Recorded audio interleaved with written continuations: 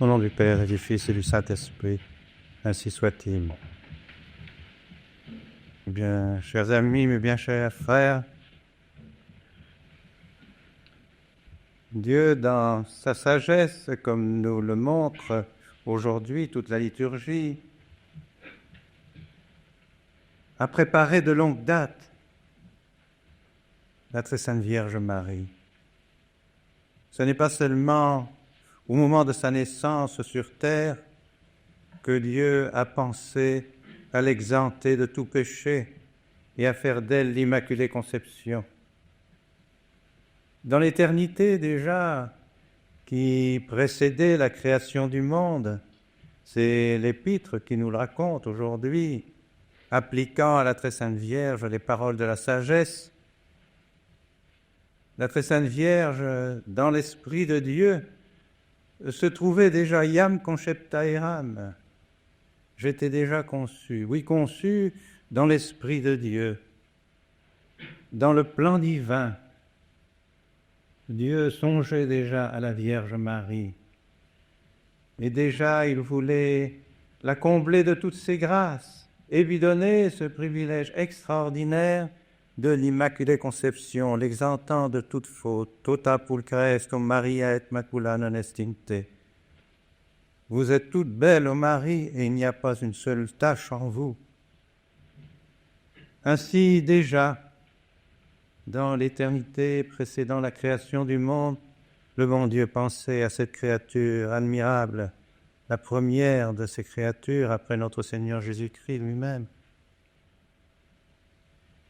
Et c'est aussi tout au cours de l'histoire qui a précédé la naissance de la très sainte Vierge, l'histoire de l'humanité, que Dieu a pensé à la Sainte Vierge. Nous le voyons tout au cours de l'histoire de l'Ancien Testament, déjà immédiatement après la faute d'Adam et Ève. Dieu dit à Adam et Ève, « Je poserai entre toi et la femme une inimitié, et elle t'écrasera la tête. » Ainsi, déjà, la Vierge Marie était prévue dans l'Esprit de Dieu et sa préparation, la préparation de son Immaculée Conception se faisait toujours de plus en plus précise. C'est aussi dans l'image des saintes femmes de l'Ancien Testament que l'on reconnaît l'image de la très sainte Vierge Marie. Souvenez-vous de l'histoire de Sarah, la femme de Tobie, qui était possédée d'un démon. Et ce n'est que quand l'ange Raphaël vint conduire Tobie chez elle que l'ange lia le démon, dit la Sainte Écriture, et le transporta loin dans le désert. Bien, c'est aussi l'image de la Vierge Marie, dont le démon s'éloigne et dont le démon a peur. La Vierge Marie n'a pas été un seul instant, sous l'empire du démon. C'est aussi l'histoire de Judith qui nous rappelle ce qu'est la très sainte Vierge Marie. Elle a délivré d'Holoferne le peuple d'Israël. En tranchant la tête à Holoferne, Judith sauvait Israël, ainsi la très sainte Vierge aussi, en tranchant en quelque sorte la tête du démon, sauva le peuple de Dieu. C'est donc tout au cours de l'histoire que le bon Dieu a voulu que nous soit donnée la pensée de la très sainte Vierge Marie. La très sainte Vierge Marie était toujours présente à Dieu et dans le plan de Dieu. Et c'est ainsi que, lors de sa naissance, la très sainte Vierge Marie a été exempte de toute faute.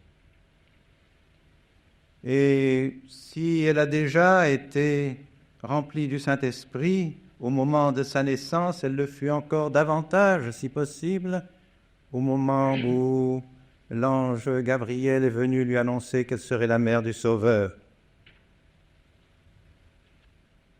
Vous êtes pleine de grâce. remplie de grâce. Voilà ce que l'ange Gabriel dit à la très sainte Vierge Marie, et le Saint-Esprit descendra sur vous et vous remplira, vous couvrira de son ombre. Comment le Saint-Esprit pouvait-il être présent avec le démon dans l'âme de la très sainte Vierge? Non. Aucune faute ne pouvait paraître dans l'âme de la très sainte Vierge Marie. Ainsi Dieu en avait décidé. Et tout au long de l'existence de la très sainte Vierge, nous voyons que la Vierge Marie est toute remplie véritablement de l'Esprit Saint.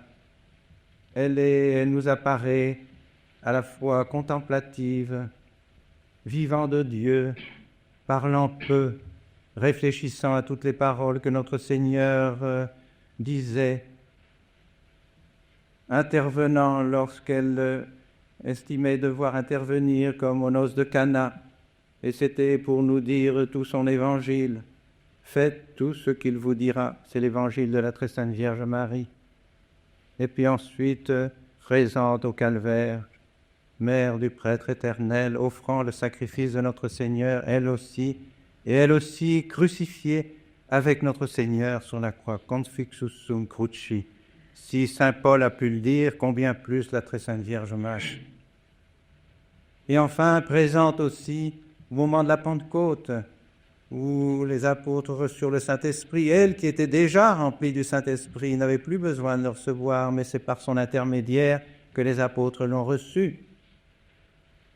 Et enfin, la très sainte Vierge Marie montant au ciel, non seulement dans son âme, mais aussi dans son corps. Ainsi se réalisa cette vie extraordinaire, unique dans l'histoire de l'humanité, mais que le bon Dieu avait prévu de toute éternité. Et l'influence de la très sainte Vierge Marie n'est pas terminée. Même au ciel maintenant, la très sainte Vierge Marie continue d'être la mère du corps mystique de notre Seigneur, la mère de l'Église, la mère de nos âmes. Elle le montre, elle le prouve, elle nous le prouve à chacun d'entre nous, mais elle le prouve aussi par ses apparitions. Et n'est-ce pas qu'il est admirable de penser que, après que le souverain pontife Pie IX, qui le 8 décembre 1854 avait proclamé le dogme comme vérité révélée, donc l'Immaculée Conception, que la très sainte Vierge Marie était immaculée dès sa conception, voici que 4 ans plus tard, le 21 mars 1858, la très sainte Vierge elle-même disait à la petite Bernadette, la petite bergère, lui disait « Je suis l'Immaculée Conception ». Et souvenez-vous que Bernadette était incapable de comprendre ce que signifiaient ces mots, elle le dit elle-même. Et elle montait de la grotte jusque vers le presbytère en répétant ces mots qu'elle ne comprenait pas, pour être bien sûre de ne pas les oublier. Et l'histoire de Bernadette raconte que c'est à ce moment en particulier que le curé, le père Aman, le curé de Lourdes, fut vraiment convaincu des apparitions de Lourdes, car il s'est bien rendu compte que la pauvre petite bergère était incapable d'avoir inventé ça elle-même, alors que le dogme venait d'être proclamé 4 ans auparavant par le souverain pontife.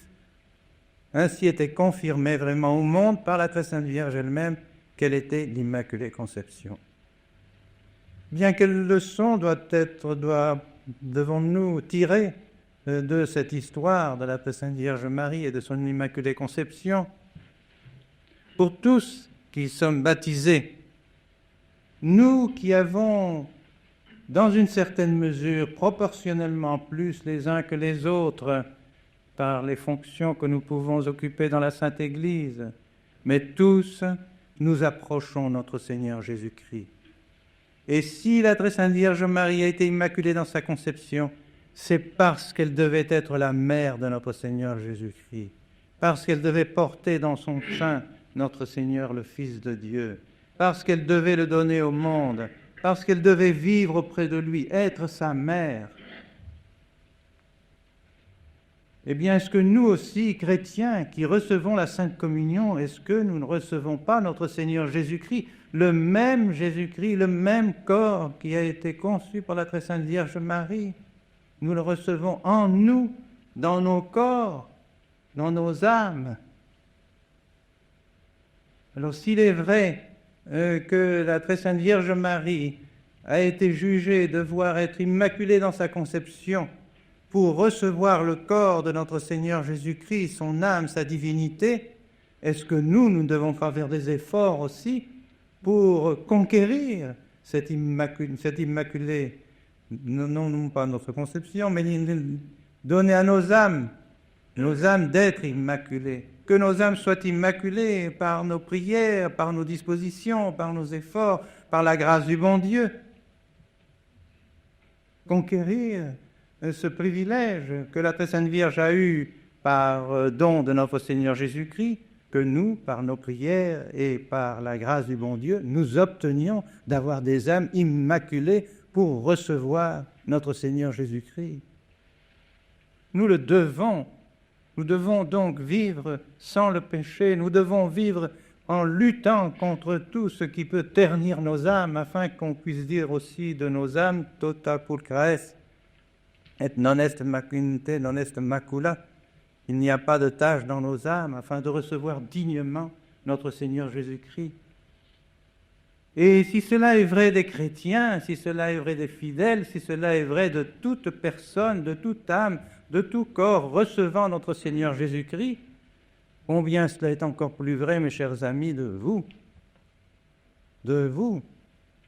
Vous qui vous destinez d'une manière toute particulière à vous consacrer à Dieu, à vous offrir à Dieu, et particulièrement ceux qui s'offrent à Dieu dans le sacerdoce, qui auront donc à faire descendre, comme la Vierge Marie, sur l'autel, en ce monde, notre Seigneur Jésus-Christ, à le toucher de leurs mains, à le donner aux autres. Combien plus vos âmes doivent être immaculées. Alors, avec quelle joie nous recevrons aujourd'hui les oblations de ceux qui désirent offrir leur vie, offrir leurs âmes au service du bon Dieu, au service de l'autel, comme la Sainte Vierge Marie a été au service de notre Seigneur. Alors demandons d'une manière toute particulière aujourd'hui à la très Sainte Vierge Marie qu'elle transmette dans une certaine mesure, qu'elle nous donne ce privilège qu'elle a eu, qu'elle nous le transmette en nous donnant les grâces qui nous sont nécessaires pour avoir des âmes immaculées. Que comme elle a été, je dirais, le contraire, la contradictoire du péché, il est impossible de songer à la très sainte Vierge Marie et de songer au péché. Elle est la créature qui a été faite, qui a été imaginée, pensée par Dieu pour détruire le péché. Ainsi, donc, il n'y a pas de créature plus éloignée du péché que la très sainte Vierge Marie. Elle a écrasé la tête du serpent. Et c'est pourquoi, chez la très sainte Vierge Marie, il n'y a pas de compromis avec le péché, pas de compromis avec l'erreur. Elle est tout entière vraie, elle est tout entière sainte. Elle ne peut pas souffrir ni l'erreur, ni le péché, ni le vice. Eh bien, que demandons à la très sainte Vierge que nous aussi, nous ayons cette horreur du péché, cette horreur du vice, mais que nous ayons l'amour des pécheurs. C'est pour les pécheurs aussi qu'elle a été créée, pour sauver les pécheurs. Et par conséquent, dans nos âmes, nous ayons cet immense désir, cette flamme qui doit nous brûler, nous consumer de désir de sauver les âmes du péché, de les enlever de l'emprise du démon, de l'emprise du monde, de l'emprise des scandales du monde. Alors aujourd'hui, je demande d'une manière toute particulière, nous le demandons tous ensemble, n'est-ce pas, que notre fraternité soit un signe de vérité, un signe de sainteté, un signe d'éloignement du péché, un signe d'éloignement de tous des scandales du monde, afin que nous soyons aussi le signe de la Vierge Marie, comme la Vierge Marie. Voilà ce que nous devons souhaiter. Alors vraiment nous remplirons notre rôle. Alors vraiment nous serons d'Église. Alors vraiment nous serons des fils de Marie. C'est seulement à cette condition. Mais si nous venions de nouveau, nous aussi, malheureusement, à devenir des gens qui sont attirés par le monde et qui veulent des compromis avec les choses du monde et avec l'erreur, alors nous ne serions plus de dignes fils de Marie et de dignes fils de notre Seigneur. Voilà ce que nous demandons, n'est-ce pas, aujourd'hui, au cours de cette Sainte Messe, pour tous ceux qui sont ici présents et en particulier pour ceux qui, dans un instant, vont prononcer leur oblation et leur engagement dans la fraternité. Au nom du Père, du Fils et du Saint-Esprit. Amen.